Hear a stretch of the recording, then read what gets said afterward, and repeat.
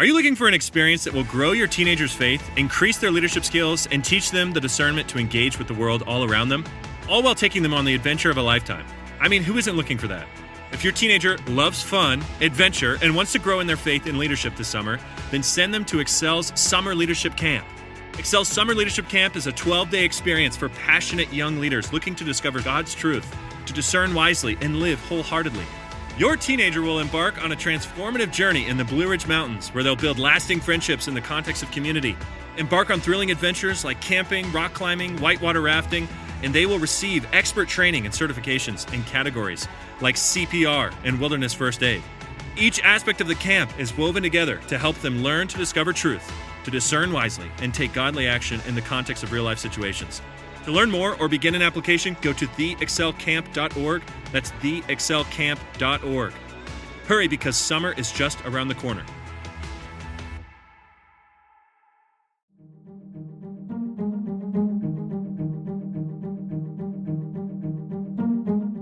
Hey everybody, welcome back to the Reclamation Podcast, where our goal is to help you reclaim good practices for faith and life. I'm Tony, and today is episode 157 of the podcast, where I sit down with legendary actors, the Skit guys, and we talk about their brand new movie, Family Camp.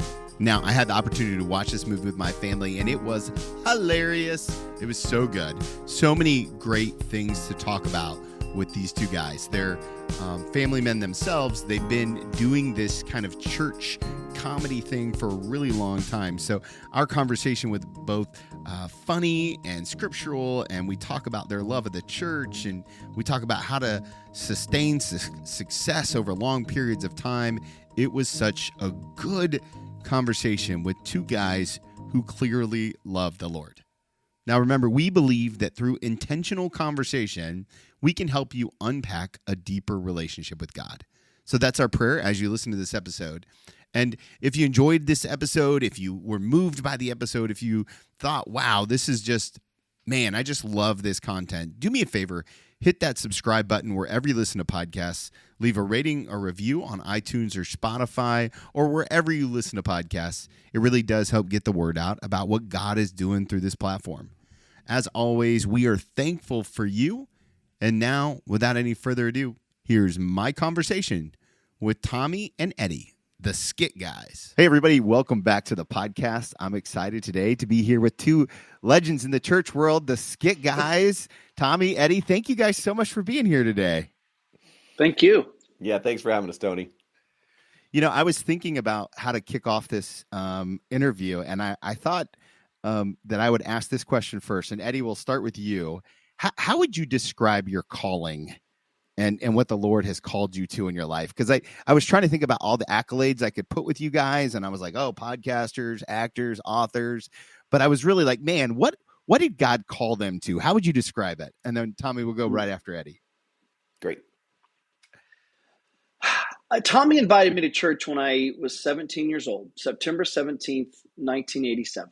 And I don't remember what was said or what was sung that night, but I knew I needed a savior. And it was as if Jesus stepped out of heaven into my heart, changed my life. And it was and you said a great word, calling. And I think that word isn't used a lot anymore. But once I entered the church in the 80s and the 90s, that was a big word, calling. What is your calling? I wish that word would come back more. So that was a main question once I became a believer. What's my calling? What am I going to do? What am I going to do for God? How am I going to make him famous? And it really, I think it probably was a year later that my calling was, well, I'm going to work in the church. I'm going to be a pastor. And I started out as a youth pastor. Because back in the 80s, there was, even though we were doing skits, and we were even doing skits for big church and youth and that kind of stuff, there was no realm of thinking that there was going to ever be skit guys or full-time this. And so, but the calling really was to shepherd people. The calling was, I could probably do a lot of things with my life, but this calling, oh my goodness, I'm supposed to help people. I'm supposed to love the church. I do remember when I was 18, and we got to be interns at a church in California. And we got to sit down with this man named Howard Hendricks. I didn't know who he was, but he was, big author, Dallas Theological Seminary. I mean, just a master, right? I look back and I go, I had no idea who this older gentleman was in front of us, but we all got to ask one question as interns. And, I said, and I, as a 18, 19-year-old kid, just going, why do you do what you do? And he goes, well, I wanted to be a doctor. I could have been a doctor. But he goes, my calling, instead of saving lives on a medical table, it was to save lives, to share with them Jesus. And at 19 years old, that kind of solidified my calling. I could do a lot of things, but even in my arrogant 19-yearness, I was like, that's it. Like, okay, that I felt that, and he just said it. That's what I'm going to do for the rest of my life. Wow, that's awesome. Yeah, I would piggyback on that. Eddie and I like to say that we're pastors more than pranksters. In the line of work that we have, there's a lot of jokes, there's a lot of humor, and so you can very easily get pigeonholed as a couple of pranksters. And the truth of the matter is, we see what we do as a ministry, and that while there will be so much laughter and so much fun, there's always a message behind what is happening. And my buddy Eddie, he was very kind to compliment me and invite him to church later on in life. He would allow me and help me find something called a life plan. And I sat down with a guy for about 3 days and went through my whole life and what had happened. And you could see God's hand just molding. And coming out of that, I had not just this calling to be a pastor, but this also understanding that the way God created me was to share joy and to help people see the possibility of change. And so, like, to me, that's really kind of the thing that motivates me, So you guys have been doing ministry together for over 30 years now, and that's incredible. That's wild to think about. I would be interested. I bet you guys have a really unique perspective. How have you seen the church change, right? Because you guys walk alongside local churches. You go in, you're kind of a catalyst in a lot of ways. You put out a lot of resources. What have you seen? I'm kind of curious if you guys would give your thoughts on the status of the local church and compared to where it was and where it is now. Tony, that's a loaded question. We could do multiple podcasts on the good and bad changes of the church. I will choose to focus on, one thing that I love that has changed in the church, and that is when we started doing skits in the 80s. Nobody laughed. Like you do your whole show, you do things that you're like, I know this is funny, and they would just sit there, Yeah. And after the show is over, and you're shaking people's hands, the glorification of the worm, as they call it, they're then at that point, they're like, man, I'll tell you what, that's some funny stuff, man. I never seen anything so funny. You guys are cracking me up, and we're like going, we thought you were dead. Like we had no idea, and then later on, somebody taught us that, back in the day, it was disrespectful to laugh in the sanctuary, And so through the past 30 years that we've been together, we've been able to slowly watch people realize that, oh, this building where we meet is supposed to be a place that is filled with joy, and it should be filled with laughter and hope. It doesn't have to be stoic. So that's one big change that I think we've seen. Yeah, I would just piggyback off that, Tony. It's sometimes very surreal. No, and what we get to do this. It's not a got to, it's a get to. We're not entitled to this. No one is deemed this. Whenever we start thinking that we're bigger than we are, any of us, whatever we do, and we start thinking, no, I got to do this, then we're in a lot of trouble. So there's a lot of beauty to get to do what we get to do, and to have seen in the 80s when no one would laugh and my back would sweat. I'm like, well, what are we doing? To be in front of people now, church, services or a family night where there's 1,000 people and there's all ages, 2 to 200, so to speak, and you're hearing laughter. It really is that thing that I sometimes just marvel as they're laughing, going, I remember when no one would laugh. I remember when this was so disrespectful. So there has been a lot of freeing up in all of that, and it's been a beautiful get to see this. We've also got to be privy to some of these screenings, and to know people are laughing as they watch it, as little kids to adults. Little adults are laughing at things little kids have no idea about, and vice versa. So it's a beautiful thing to be a purveyor of laughter in that way, because it is good medicine. It does heal a lot of worries and hurts. Yeah, and when you're at that show and the 200-year-old person laughs, that's just money. Yeah. That's precious. You killed it right there. You literally killed it. Yeah. That's dry bones, Tony. That's dry That's bones. it, buddy. Coming That's alive it. right there. That's good stuff. That's biblical. How do you guys deal with the pressure to be funny all the time, right? Like, you guys have been doing this for a long time. Like, creating content at an excellent level over an extended period of time is really hard work. And you guys seem to make it like an act of worship. What's the secret to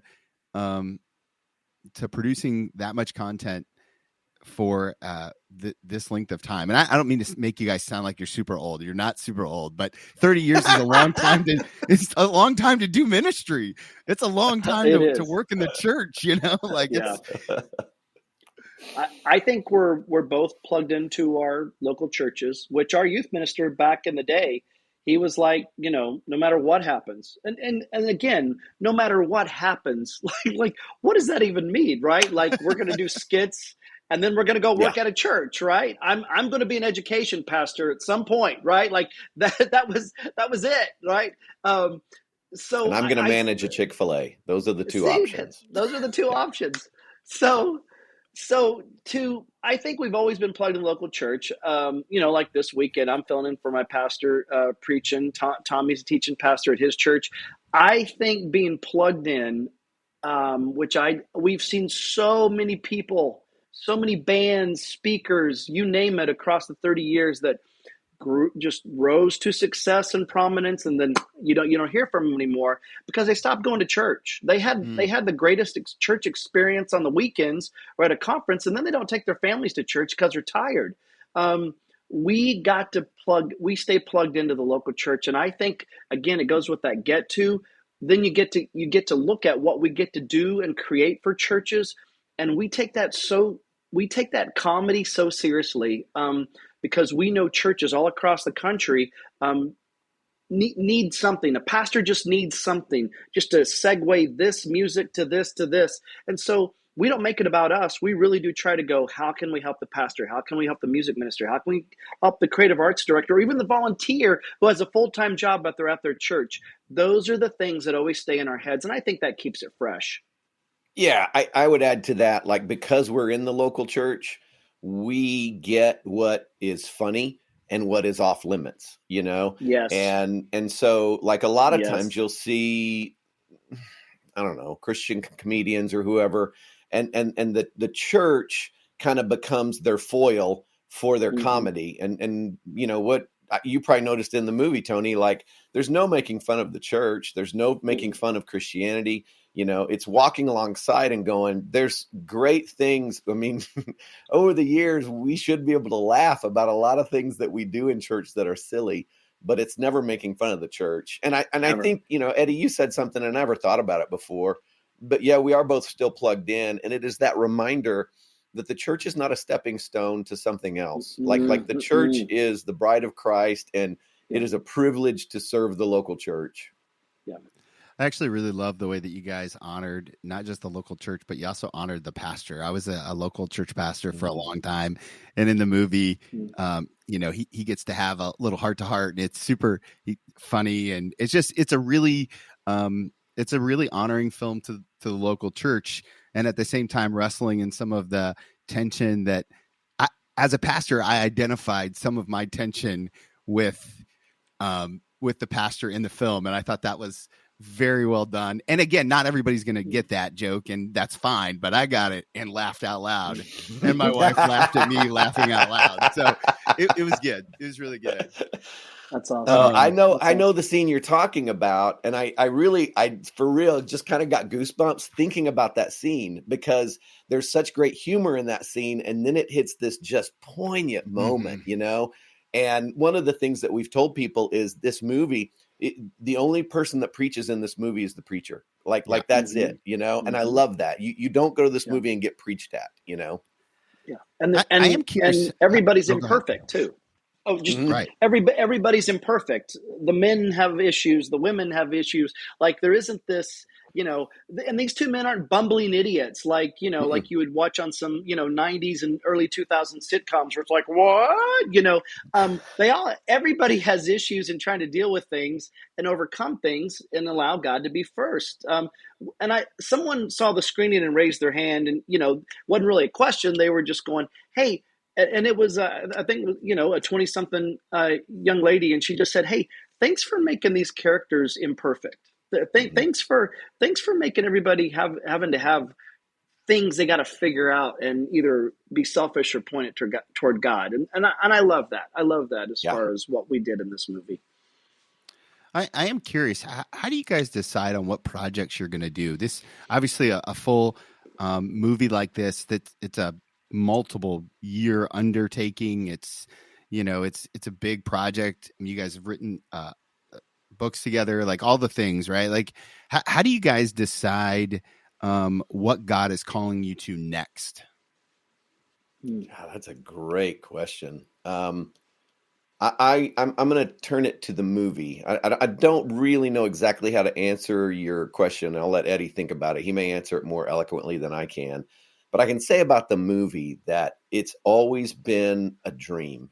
It was that if you've ever had that dream that most of you says like, probably not going to happen, but for me, it was that, where normal guys would have a dream to play in the NFL or be in the NBA. And, I was never really a good sports guy, so that was never the dream. This was the ultimate dream. And, the short version is this, there was a moment in time we'd talked, we'd written scripts, we'd done certain things. And my buddy Eddie prays and says, God, we're done. People had said, hey, why don't you crowdsource it or this, and Eddie just said, God, we're done. If you want us to do this, then we'll do it, but we're not going to force it.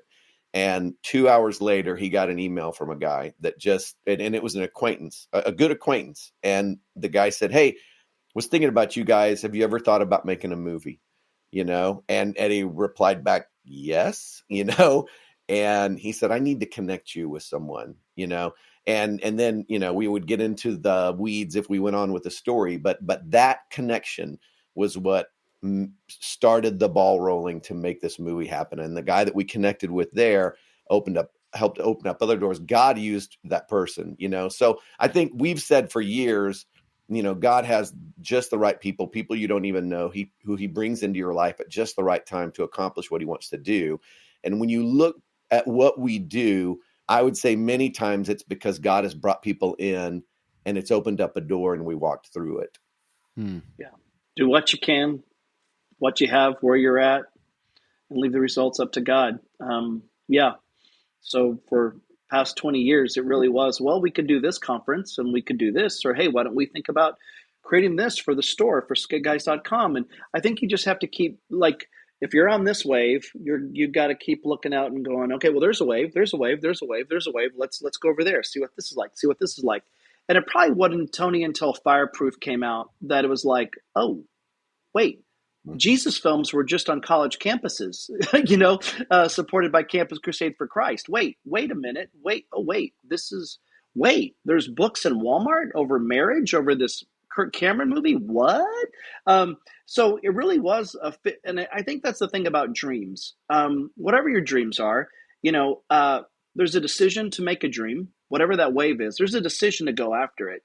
And then to keep in mind, there's always going to be delays. There's going to be dead ends. There's going to be difficulties before there ever is deliverance. You're going to hit them. And I think that's where most people give up on the dream that God has put into their heart. When a dead end happens, we go, well, no. When the thief comes to steal, kill, and destroy, and rob something, nope, I heard God wrong. Nope. And we stop in the delays and the difficulties and the dead ends when it comes to a dream. But that dream has been since Fireproof, and no one was asking us to do a movie up until maybe 8 years ago. And it was just a gentleman, and it was just a gentleman. Hey, have you ever thought about this? And we were acting as if. Bottom line, if you look at any of skitguys.com videos, or if you've seen one at your church, behind the scenes, even though it costs money, part of a dream costs money. We were acting as if we were making it like a film set. So it wasn't Hmm. like 3 people. Sometimes you had 17 people, and you had your PAs and the cinematographer and the director. I mean, we did it all. It cost money to do, but at the same time, we were acting as if this dream ever happens, we need to be in the pocket to do it. And so we started doing it, but it took a long time. Dreams just take a long time. I want to add one thing because we're talking about a movie called Family Camp. I also have a dog. But it may seem like we say yes to everything. Like you're talking about, you made a movie, you wrote books, you do these mini movies, you travel and do shows. But there's a sweet lady named Sarah who works for us, and she answers the phone and books all of our shows. And when she first started working for us, she would ask us, "Hey, do you want to do this event?" And we would look and go, "No." And she was like, "Wait, why would you not say yes to everything? If it's ministry, if it's sharing the gospel, why would you not say yes to everything?" And we said, our families. We're not going to say, "My goodness, I don't know what's going on with the dog, but we may have an intruder." But we said, not because of our families, because our families come first. And Sarah, what she did was she printed up a picture of Eddie's family, and she printed up a picture of my family, and she set them on her desk. And when she would answer phone calls and try to decide whether we would go do an event or not, she would look at our families and go, "Oh yeah, sometimes you have to say no because there's other things that are more important." So the fact that we made a movie called Family Camp, family has always been so vital to us in deciding what we're going to do and what we're not going to do. Yeah. The get to is free. Your ministry is free. Now, whatever, but when the yeses every yes you say to somebody else, you're saying no to your family. So those no's come with a price. So you have to be really, really cautious and aware of what those no's are. Because it is a no to your family at the end of the day. So what does that look like? Yeah. Well, one of the major themes of the movie is obviously family, but particularly for a dad, and maybe it's just because I identified as a dad in the movie, in different seasons of my life. I'm curious, as you guys were putting all of this together, was there anything about conviction wise that needed to change in your guys' lives? And any, because you guys are both family guys, as a part of this, I'm thinking about the dad who's listening, who's like, "Man, I need to be more committed to my family." Do you have any first steps that maybe was successful for you guys in that process? That's convicting. I'll let Eddie answer it. I think a huge part of where dads get their insecurity or their inferiority, or just feeling like just let mom do it, or we men are such doers, and so we feel like if we're just doing things at work, and if we're maintaining the grass, and we're taking care of the hot water heater, and we're doing, then we're good. And sometimes we just don't stop and just really play with our kids. Or I since my kids were little, I was very intentional of going on daddy-daughter dates. I mean, I have ticket stubs when they were just little kids. And I would just encourage dads, if you've got little kids, go on a daddy-daughter date. My daughters at the age of 4 and 5 had no idea what Ice Age was all about as a movie, or Chicken Little. But I remember going to them and sitting, and sometimes they'd fall asleep. One of my daughters fall asleep in cars. I would take them to movies, We'd go to McDonald's and share an ice cream cone, and their face would break out. Oh, they have a dairy allergy. But those are the things. But I in the midst of doing what's one little moment, what's one little sitting alongside the emotional curb with your teenager, that you're not trying to fix it, but you're just listening to them. Even it could be nauseating and just long, but you're just listening. You're sitting on the side of the emotional curb, taking it in and just empathizing. Empathizing is a huge word, I think, for dads, to not fix. And sometimes they even ask the question, dads, to go, as your wife or a coworker or even your kids going, they're telling you a problem, and to even ask, hey, I'm a fixer. Do you want me to listen or do you want me to help fix it? And to even ask that question, and for the other person to go, I just want you to listen, and then to shut your pie hole and listen. So those would be little things, I think. Yeah, that's good. I would say my daughter is 24, and we had a daddy-daughter date 2 nights ago. Okay. So those things, if that's something that you've started with your kiddos, it can last, Yeah. and that's, one of the things, she said to me, she's like, it's been a while since we had a daddy-daughter date, and it's pretty great that your 24-year-old wants to do that, and we also, both of us had our kids were on set the whole time. Eddie's kids are in the movie. My kids work behind the scenes. We overcame the child labor laws and, got that taken care of. No, my kids are both older, but yeah. So I think it was great to have, it was bring your kids to work day every day that we made this movie. Hey, everybody, just pausing this conversation to remind you that the Reclamation Podcast is part of the Spirit and Truth Podcast Network. The Spirit and Truth Podcast Network is a ministry of Spirit and Truth, a Wesleyan-minded awakening and revival organization. So we're a 501c3 nonprofit that equips and trains pastors and lay leaders in what it means to follow the calling of God. We're so thankful to bring you content like this, other podcasts on the network, and our theological magazine, Firebrand, in addition to our Awakening Weekends that we do all over the U.S. One of the ways that you can support this podcast is by considering becoming a monthly donor. Our monthly donors are our partners, and we're so thankful for them. To start giving today, go to spiritandtruth.life/give. Now, let's finish up our conversation with Tommy and Eddie. On such a big project like this, I'm curious if there were any particular moments where you're like, oh, I can clearly see God in this, or like those kind of like, this moment could only be made possible because of what God's done.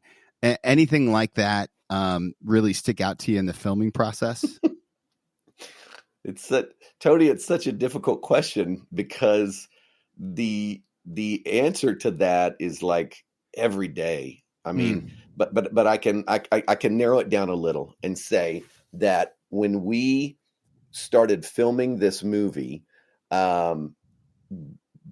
we were the only movie filming in the United States at that moment, and there was only one other movie filming in the world, and that was because of the pandemic. And what's beautiful is we didn't ignore the pandemic.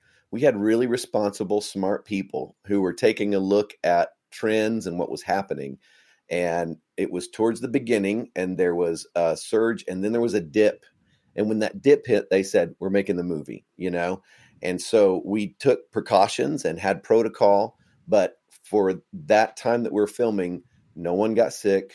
Even though we had groups of extras, large groups of extras, like nobody, there wasn't one case, and we have to look at that and say, that seems like a blessing in the midst of everything that was going on. Weather was not a problem. We had one weather issue, and when you film for multiple weeks outside, almost everything we filmed was outside. Sure. And, we had it was the very last night that we were filming. We had literally one shot left to get, not even a whole scene, just a shot.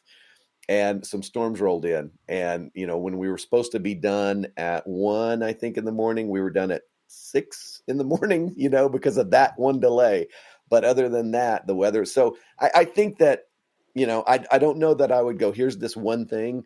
I would go, almost daily you saw God not just helping us through the process, but moving in people's hearts. There's stories of crew members. There's stories of actors whose faith was just rejuvenated, or, we saw God do great things. It was crazy to see God move. That's awesome. Eddie, what about you? Where did you see God move kind of in the filming process of the movie?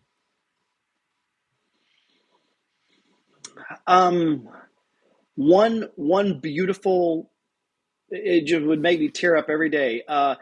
with all we call them mini movies on skitguys.com, a lot of the stuff that we put out for churches, instead of just calling them videos, back in the day, we called them mini movies. So that just kind of stuck. It sounded better than video, right?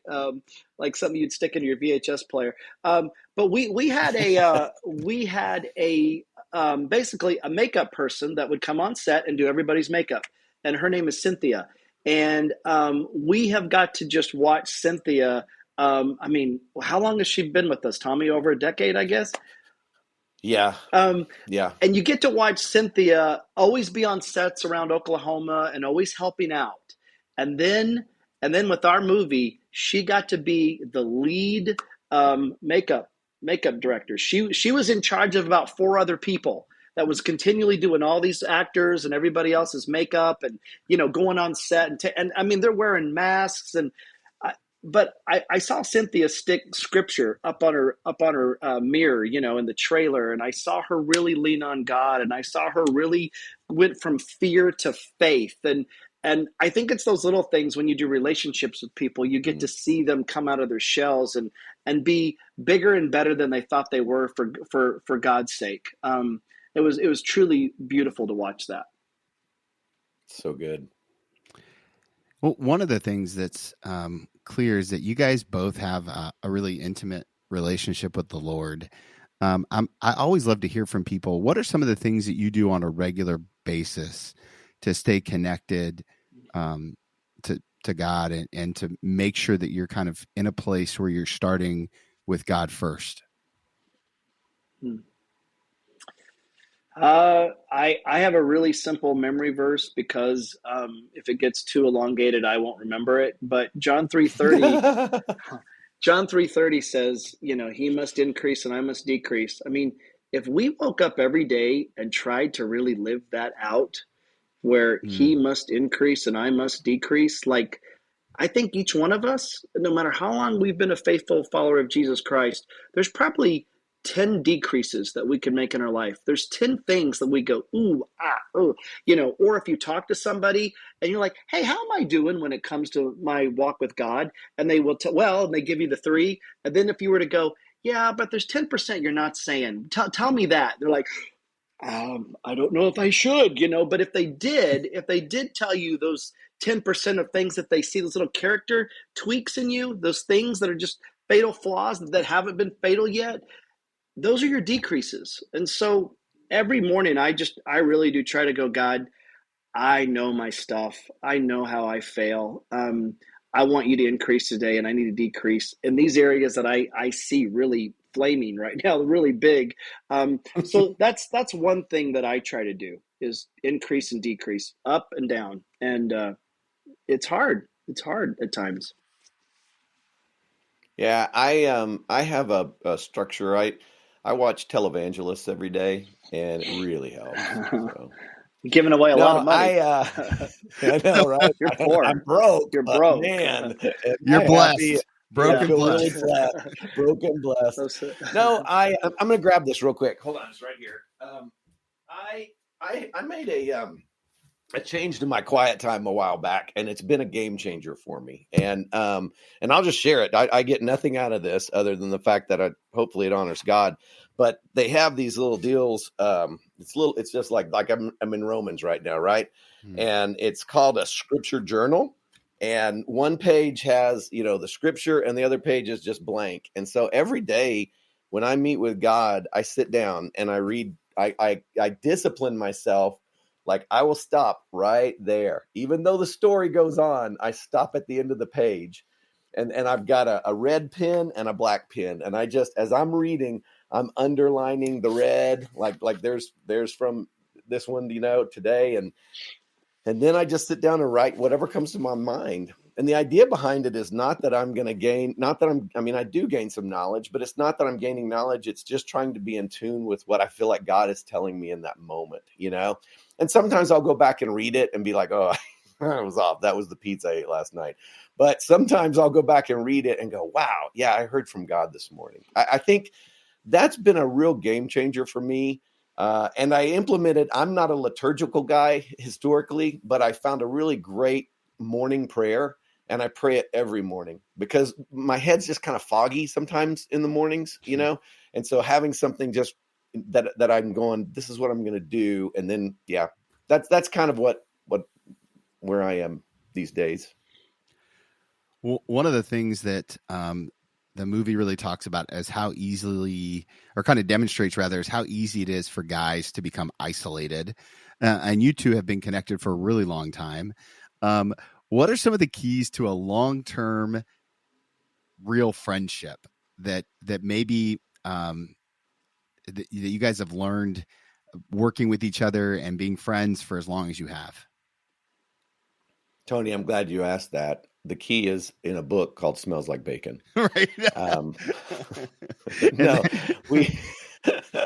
we did get to write a book about our friendship called Smells Like Bacon. And I'm really proud of it. I think it has like all of those little keys, at least what have worked for us. Well, I actually posted about one today, and that is, the scripture says in Colossians to bear with one another and forgive one another. And I think that you don't have a 30+ year friendship, not a close one, unless you've learned that sometimes, you don't have to like each other all the time. You don't have to like what the other guy does all the time.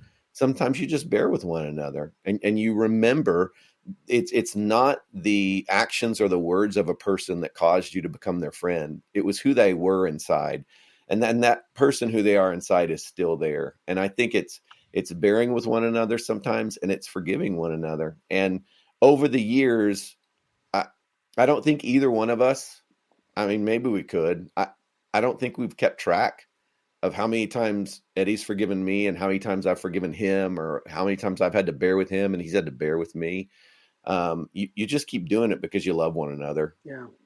I think friendships, some friendships stop because one person stops growing. I mean, let's face it, we're all leaders to some extent. I mean, if people are listening to us, you're a leader. If you're a parent, you're a leader. And leaders are learners. And if you're not learning, you're not leading. And so I think it also takes in friendship two people that are continually wanting to learn and to grow, whether it's any relationship, a marriage, a friendship, what have you. There's an ability or this drive to keep learning.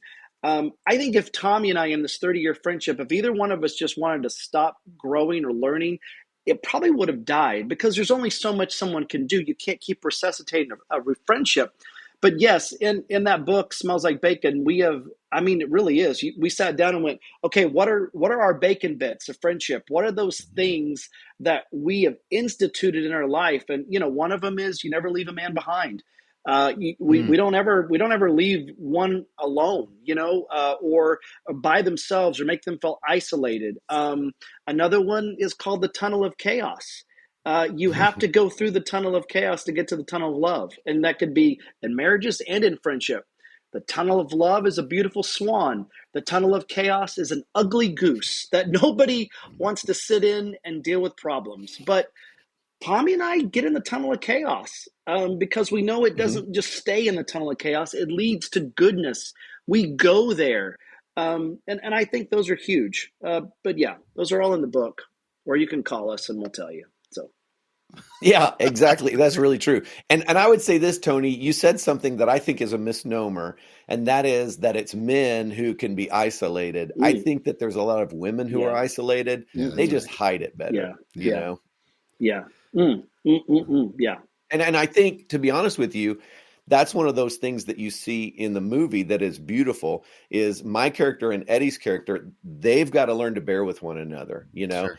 But our wife characters, what they are two people who have felt isolated. Yeah. And in the movie, they kind of find each other and go, oh, your life isn't as great as I thought it was, and there's so many, ladies in our world today that are, they're scrolling on Instagram and Facebook and going, everybody else's life is better than mine, Yeah. And so once you get close to each other, you can realize, oh, that's not true. Yeah. They're not but suffering actually, in silence. Yeah. Sorry, go ahead. Yeah. The better truth is that it might just really be a battle of expectations, that men just have such lower expectations than our wives, then that could just be part of the tension and all of that. So that's a really good word. I like that. Now, one of the things I know about my community is that they love to pray. And as this movie gets out into the wild, what or how can they pray for it? What's the prayer? You want to start that one, Ed? I think more than anything, we would love to continue to make faith-based, family-friendly comedies. This is the first one. This is the first faith-based, family-friendly comedy. This is the first movie where people aren't buying 2 tickets, where it's a 2-ticket movie. This could potentially be 4 tickets, 6 tickets. So I think the prayer would be, we want to help parents, grandparents, you all to come out of the theaters being heroes. In everything we do, there's humor, heart, and him. We always point it back to God. You're going to laugh. Someone called this, it looks like an Adam Sandler movie without Adam Sandler. Well, no, it's really good and it's funny. You're going to laugh.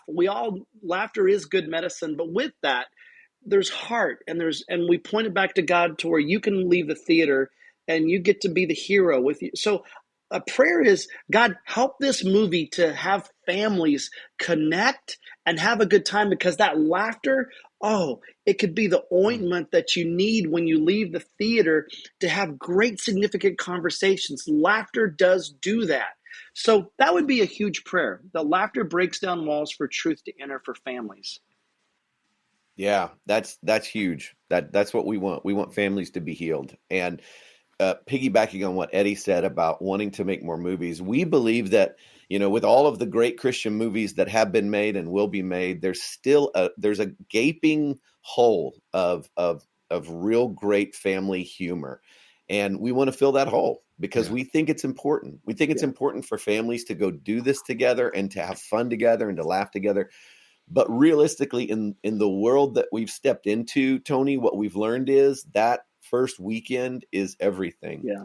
And, the powers that be that either say, yep, we'll make another movie with you, or nope, we won't.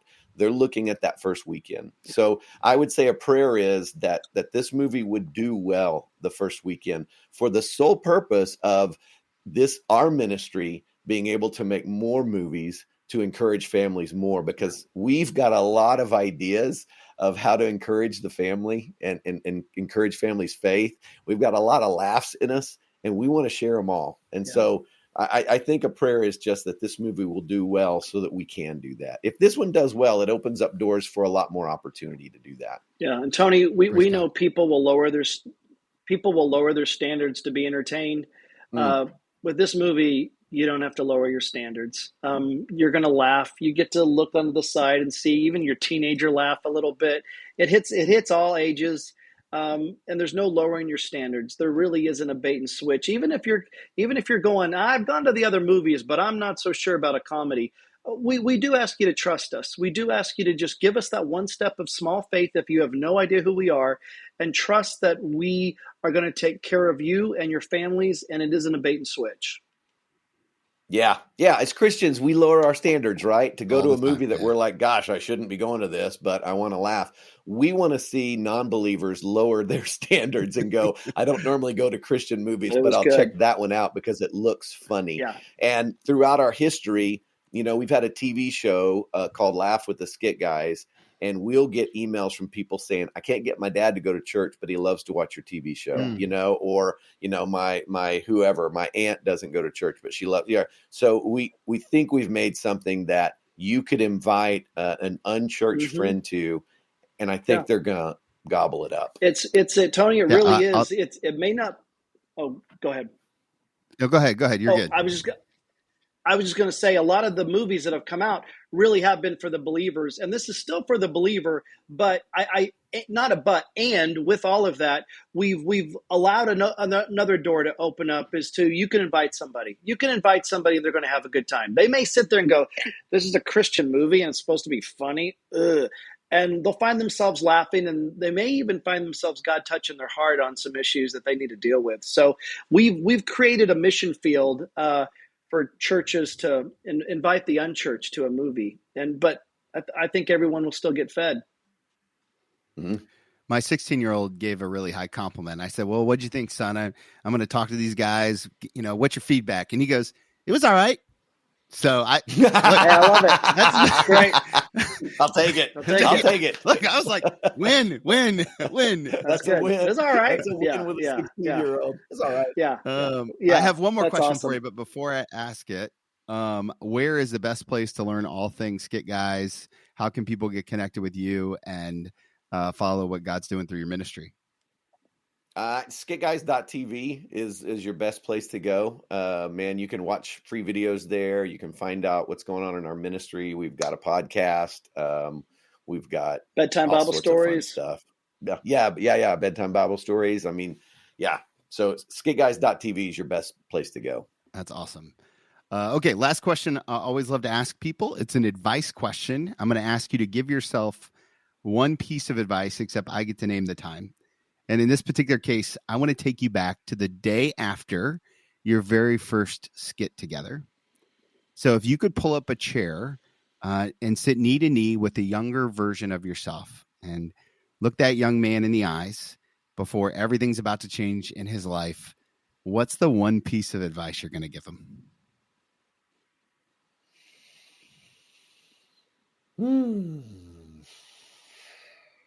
I wish I would have learned sooner that let Eddie be Eddie and you be Tommy, and don't compete with one another. We spent a few years competing with one another, and once we learned that lesson, and it took a few years. I think once we learned to let the other person be the other person, and you just be you. I wish I would have learned that sooner. Yeah. Probably be gentle on yourself, kid. There's a lot of beating yourself up over what you could have done, should have done, would have done, especially back in those early days when no one's really asking you to do it for a job. It's just, you're going from church to church for gas money and chicken dinner. But there's something maybe inside you, like, to harken back to your first word, calling. There was a calling. There was something about it that we were doing skits differently, Tony. Most skits in the 80s were very cheesy. You got to Jesus very quickly. The third sentence, Jesus was introduced with scripture that backed it up. And that was the cough medicine. Oh, okay, they're up there doing a skit, but they said Jesus, they're okay. And we were stealing stuff from Saturday Night Live and trying to make it Christian. So very hard to do. That's hard to do. But there was this thing instilled in you when you would get in the truck, when we get in the truck and it was, God, this is good. This is good. And then, but there isn't a platform for this. There isn't, we're going to be youth ministers. This isn't going to go anywhere, but there was a burning desire inside you. And I wish I could have been more gentle on myself instead of maybe drivenness or beating yourself up or anything. But I think it's a good, be gentle on yourself, kid. That's great. Guys, thank you so much for being so generous with your time. Thank you for putting good comedy out into the world.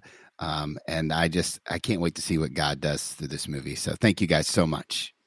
Thank you, Tony. Thank you, Tony. And thank you for your kind words. Man, I love the heart of these two guys. They're both funny, they're relatable, and it was a great conversation. I really appreciated the way they called themselves pastors, not pranksters.